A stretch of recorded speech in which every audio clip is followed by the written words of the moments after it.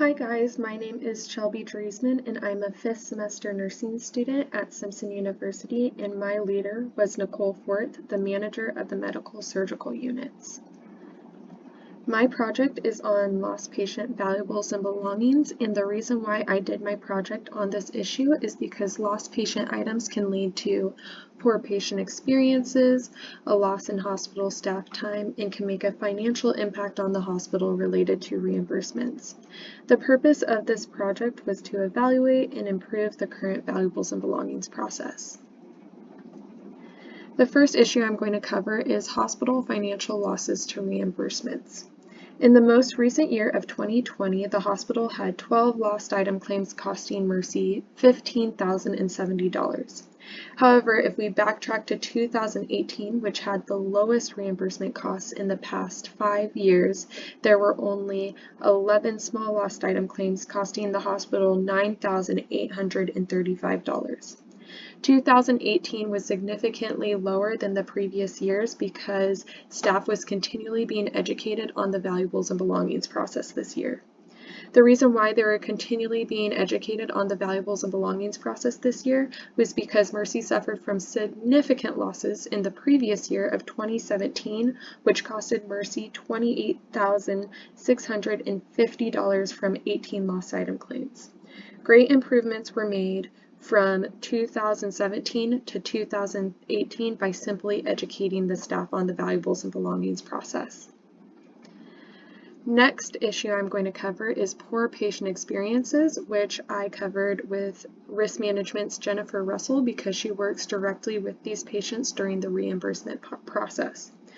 She provided me with multiple examples of poor patient experiences. However, two that I'm going to highlight on are first of a patient who was devastated by the loss of their wedding ring that they have worn for over 30 years, and a wife who came in furious that her husband could barely communicate or hear the voices of his family members in his final days because his hearing aids were nowhere to be found. The cost of these items were able to be reimbursed, however, the significance and impact of these items were not.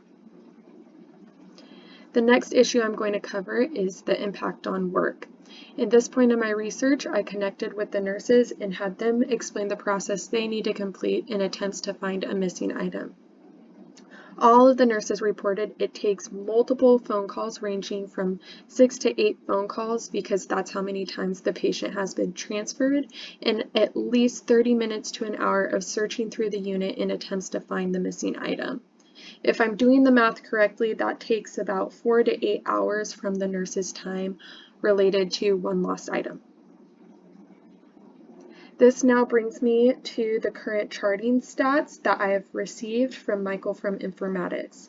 Michael reported that in the past month, March of 2021, of the 1,732 patients that were admitted into the hospital, 800 did not have their valuables and belongings charted on. This equates to a 46% failure rate in the valuables and belongings charting process at Mercy. If you look in the chart on the left here, you can see that each notch represents a unit at Mercy, and the red is the uncompleted charts. So far, every unit at Mercy has a great area of improvement that can be made in the valuables and belongings charting process. So now that I've just explained all the possible consequences that can occur from losing patient items, what can be done? Well, first, nursing leaders can continually educate nurses in huddle about the importance of properly completing the valuables and belongings process.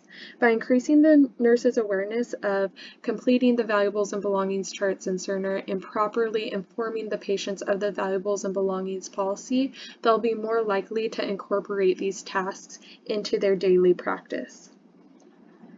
Next, nursing leaders can supply nurses with the admission and transfer checklist that I have created as another means of ensuring patient belonging accountability. It is understood the stabilization of patients takes priority over completing the valuables and belongings charts in Cerner. However, the charts still need to be done. The admission and transfer checklist is a small checklist of items that nurses are required to complete when they receive a new admit and transfer. And of course, on this checklist, I have incorporated informing the patient on the valuables and belongings policy and completing the valuables and belongings charts as one of the to-do list items. Nurse shift managers will staple this on top of each patient assignment sheet they give their nurses to help remind them to complete these tasks in situations their nurses get too busy to remember.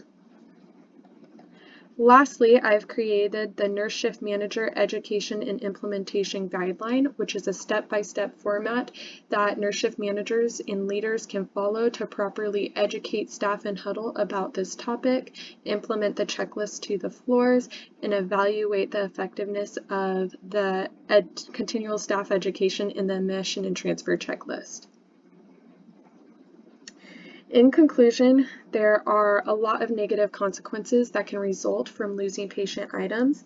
However, I believe through continual staff education and by supplying nursing staff with the admission and transfer checklist, the negative consequences related to this issue will decrease. Thank you so much for your time and have a great day.